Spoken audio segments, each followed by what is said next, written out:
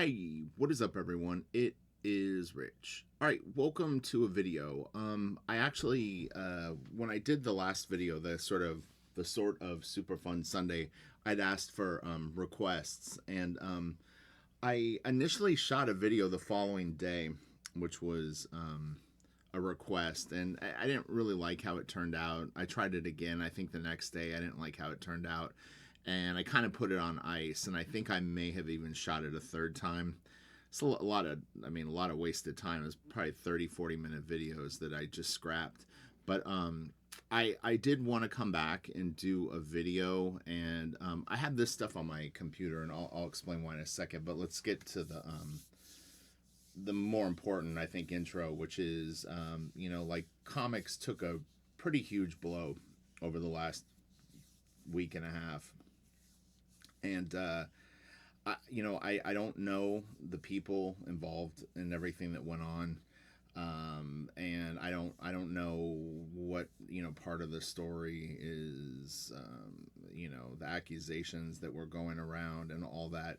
But ultimately, Ed Piskor, took his own life, and it's incredibly sad, and it's something that would be, a huge oversight not to mention it at the beginning of this video. So, obviously, I know a lot of cartoonist kayfabe and Ed Piskor fans are really hurting right now. I'm very, very sorry for all of your losses, and I woke up this morning just sick to my stomach thinking about it. It's a really, really terrible situation, and again, I'm just a fan like all of you. I have no extra insight into any of this. I don't know any of the people involved in it, and I really don't know, what to say or what to do. But they were cartoonist kayfabe were contemporaries of mine on YouTube. I started on YouTube about 2 years before their channel started, and I was doing different kind of book things. Open That Book, I think it was called at the time. I don't remember, but it's been a long time. But yeah, and as they popped up, they definitely were more into YouTube than I was. Not more into YouTube, but I didn't go to YouTube to like sort of like become a YouTuber. I didn't come to YouTube to do like I had no real specific goal. I just didn't like social media in general, to be honest.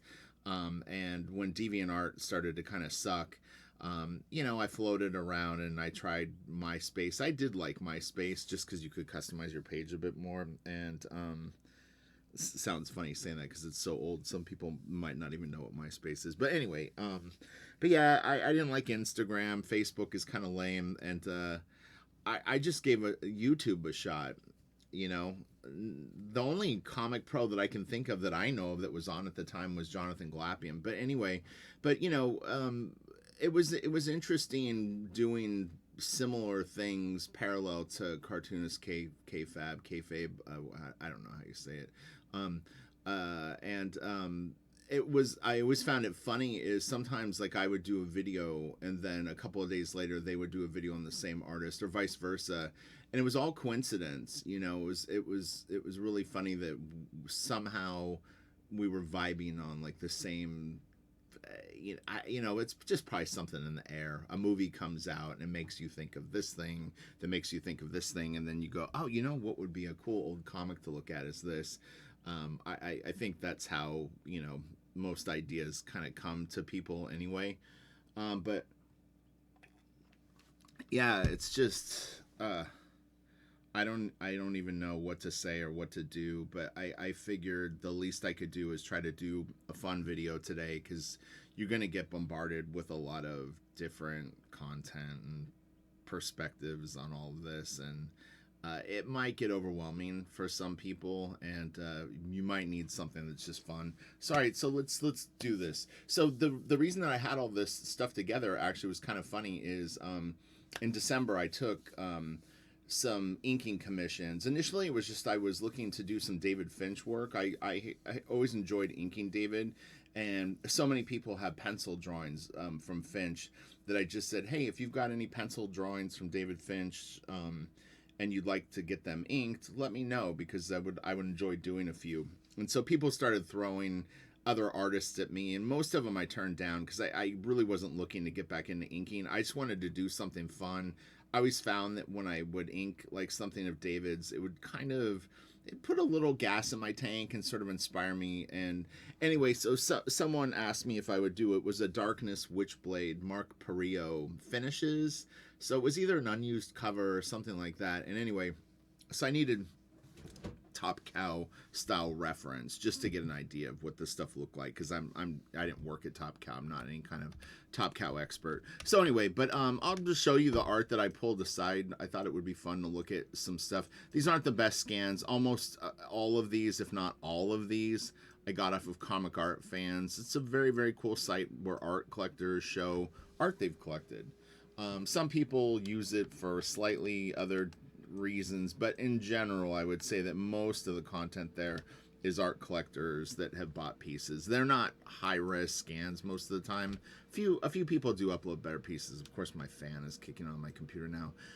Oh, you know what, maybe it's this full screen. Let me get out of this for a second and see if that mellows it out.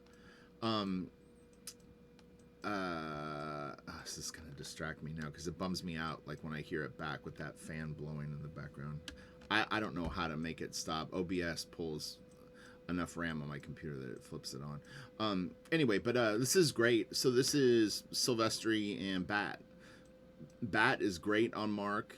Joe Weems is great on Marc. I mean, he had 4 or 5 really, really fantastic inkers that all could do exceptional work, and all had slightly different sort of looks to their work.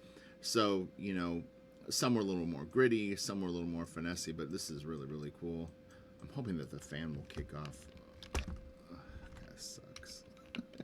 I don't want to. My drafting table is set up behind me, which is where I normally shoot, but I'm working traditionally today, and I didn't want to set up my Cintiq just to shoot this video, but I probably should have.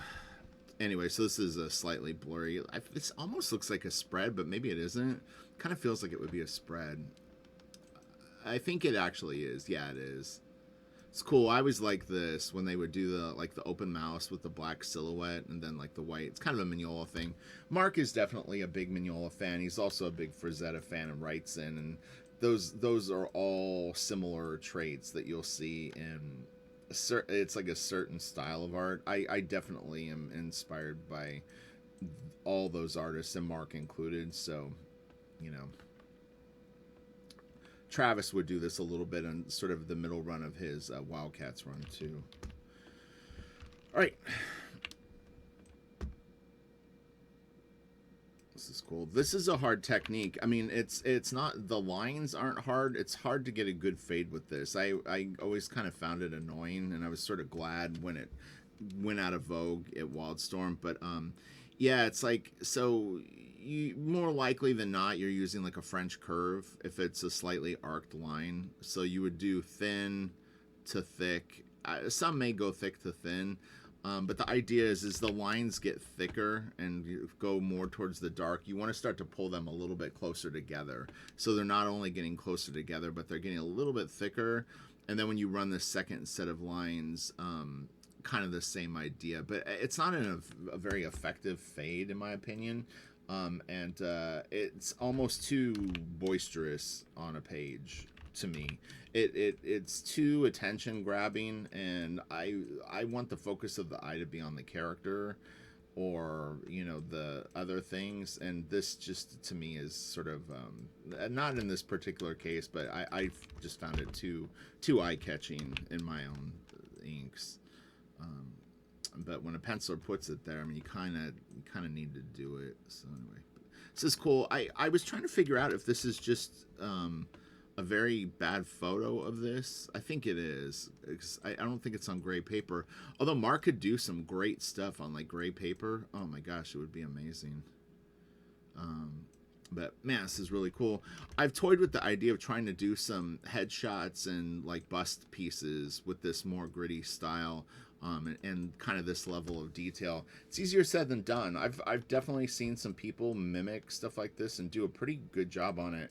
But it's challenging. Marc is really, really good, and to get that Silvestri sort of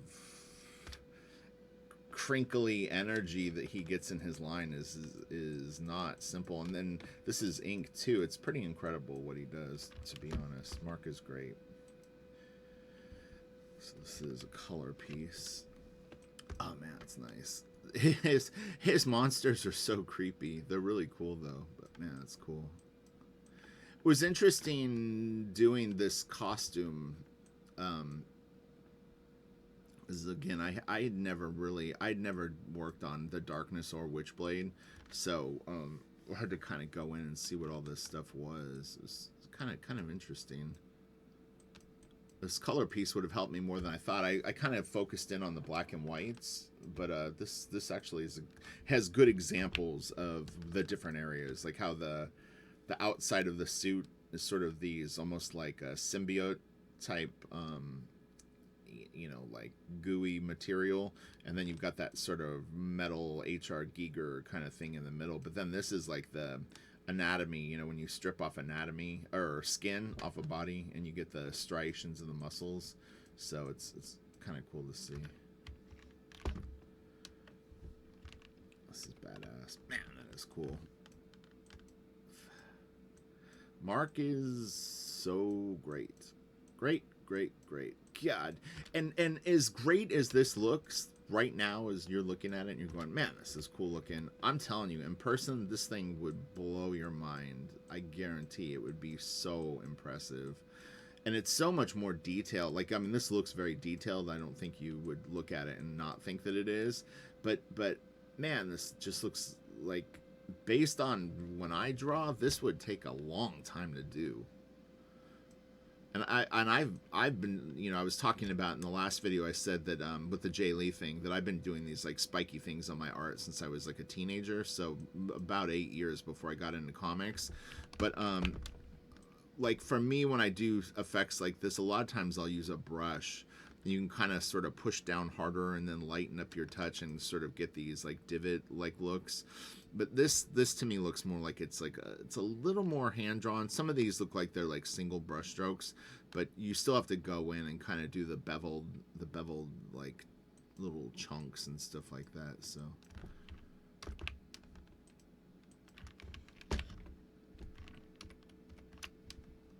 this is nice. This is a little cleaner. I'm not sure who the penciler is. Oh, it is Silvestri and Mickey. Wow. Well, and see, that's interesting. So Danny Mickey inking him really gets quite a different look. It's the structure even looks different. That said, though, I will say this: Marc and Top Cow. I always hate to like throw the whole studio under the bus when I say this, but they were pretty notorious for using a lot of assistants.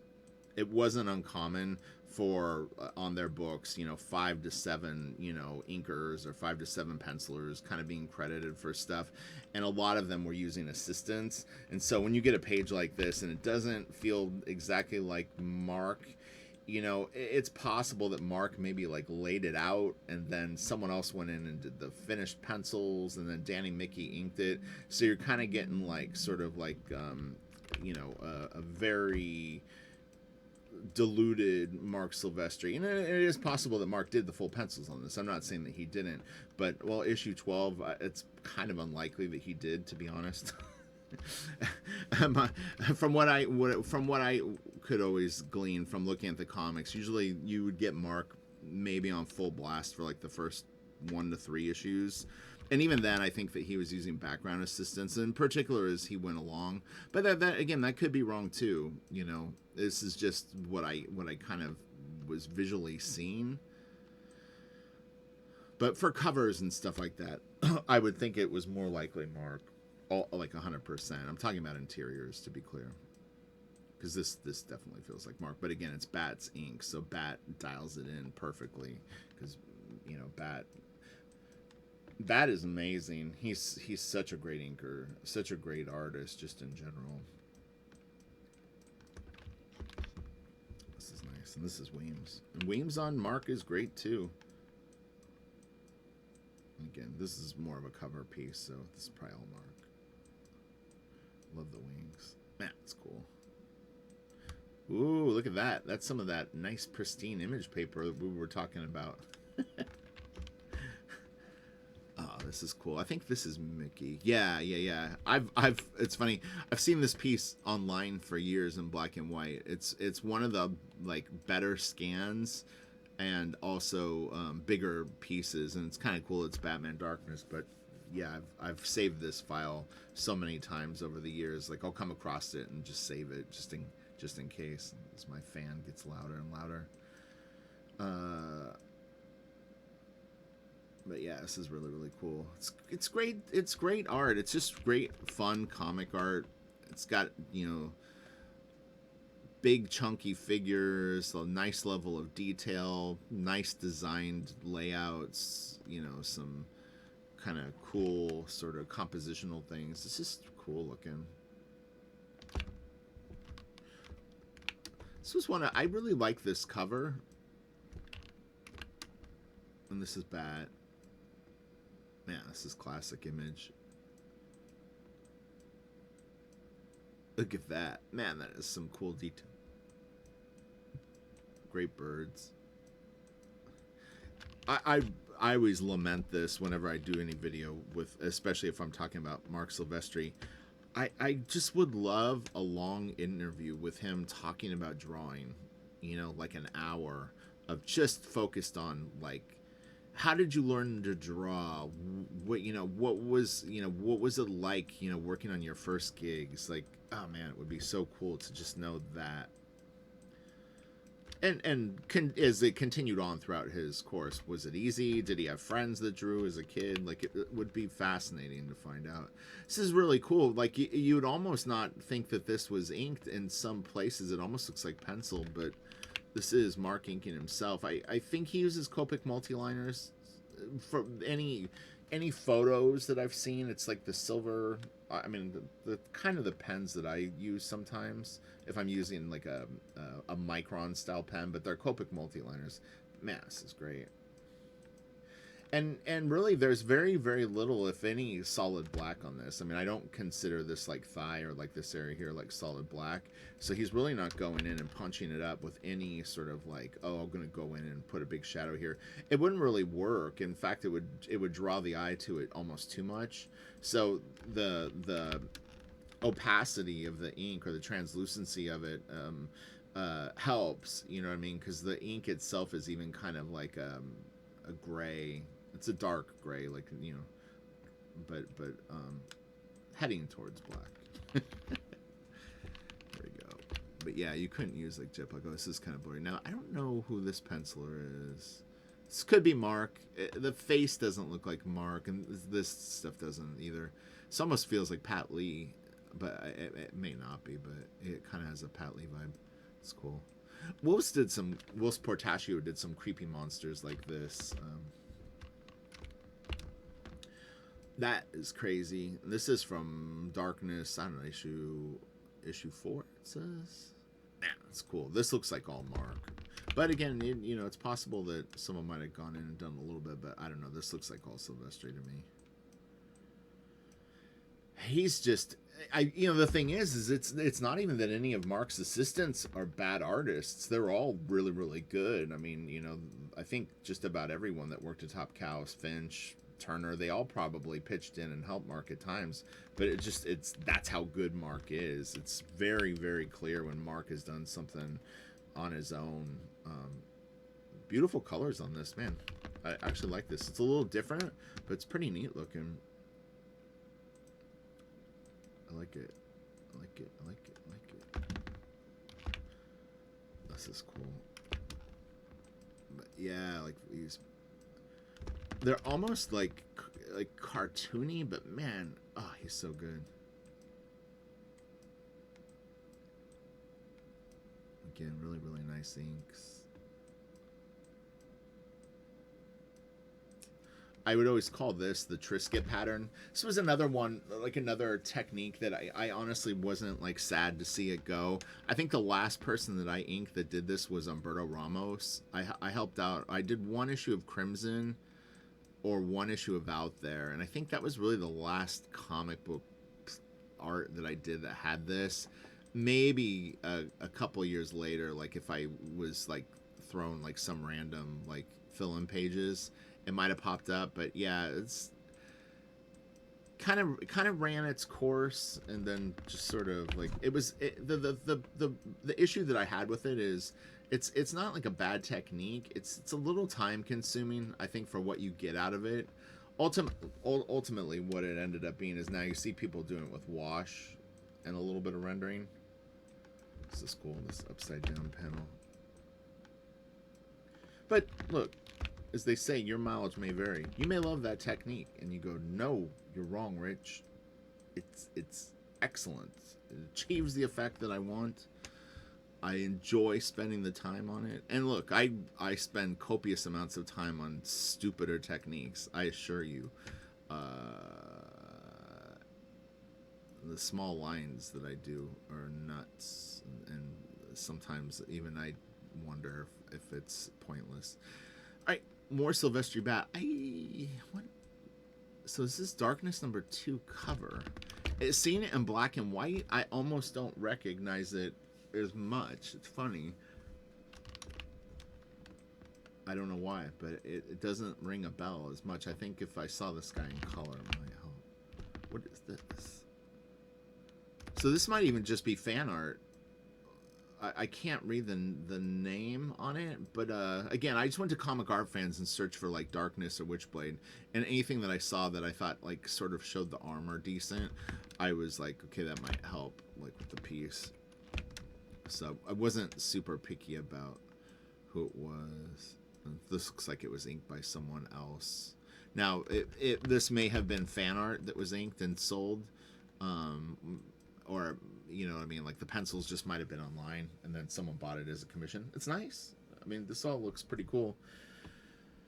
I like the technique in the sky. Looks neat.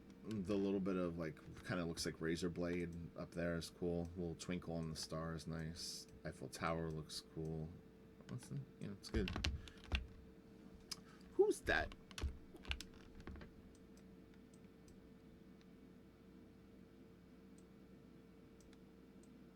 Darkness #20, alternative cover by Silvestri and Weems.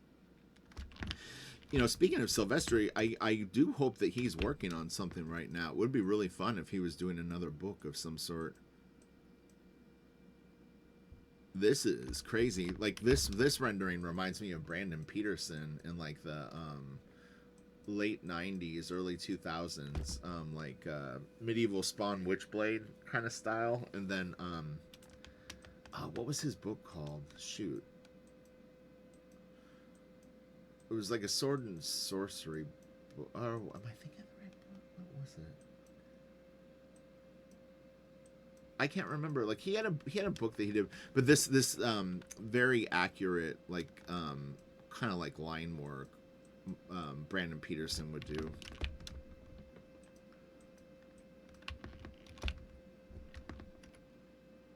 This is cool.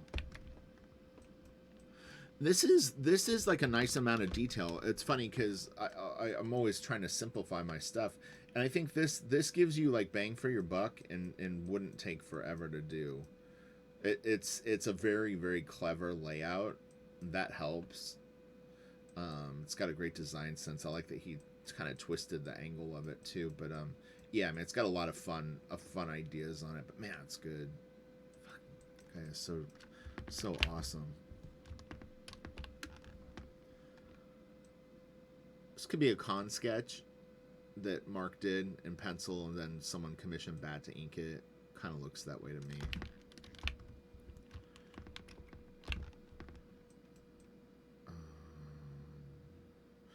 This looks like it might have been a recreation of this piece. The signatures on it, I don't think, are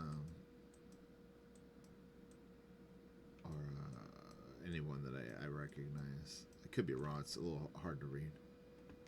It says after, it looks like.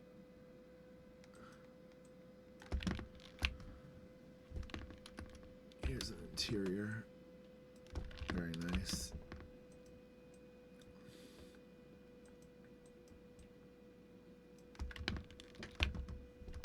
This is cool.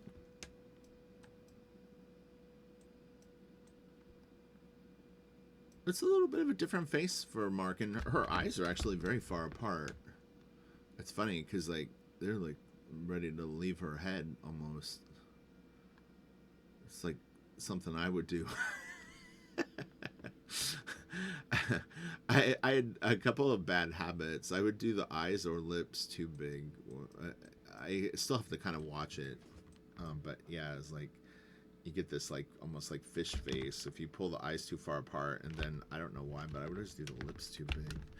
I was like a big fan of J. Scott Campbell when I was way back before I broke into comics. I think that he would always do big. That's a really pretty face.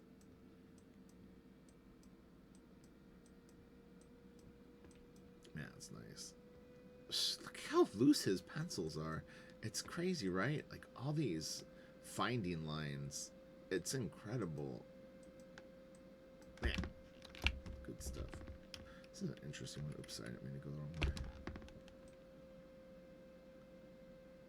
It's interesting that he picked the shot so low. I don't know if maybe just his initial sketch kind of had that vibe, and he went, "Oh, you know what? I could do that." Hard to say. It's like she just knocked you out, and she's like, "You gonna get up, or are you gonna lay there like?" Because I beat you up so good. Silvestri and Bat. Man, I'll tell you what, if Bat has all these covers, he's sitting on a fortune. Not that he would get them all back, but whatever percentage of these covers he got back, man, it's a lot of really kick-ass original art.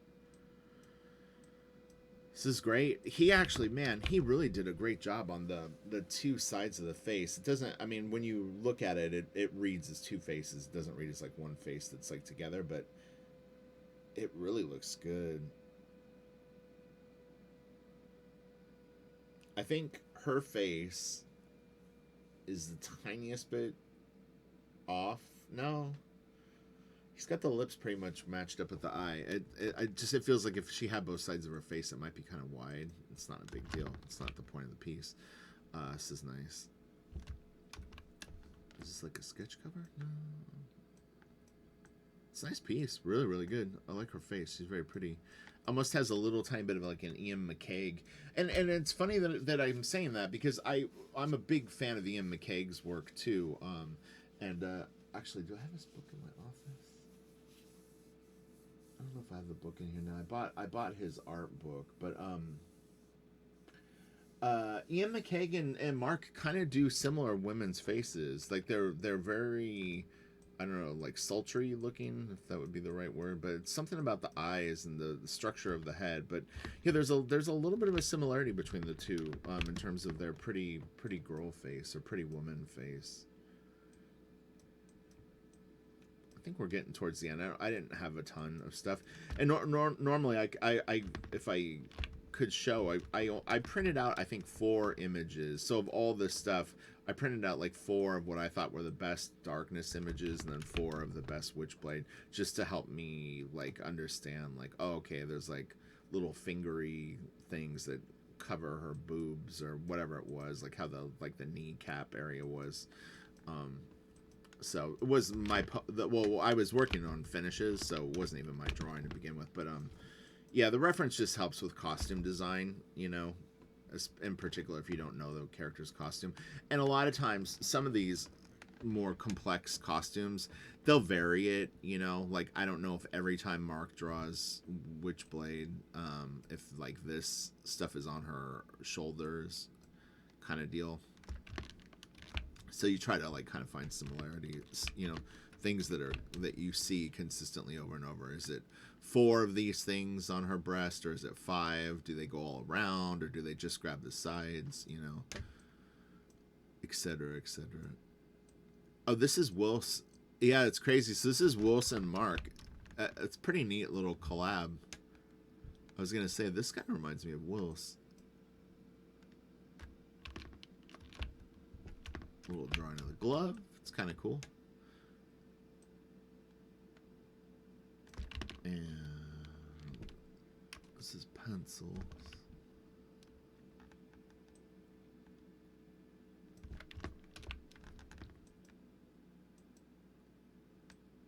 Artifacts.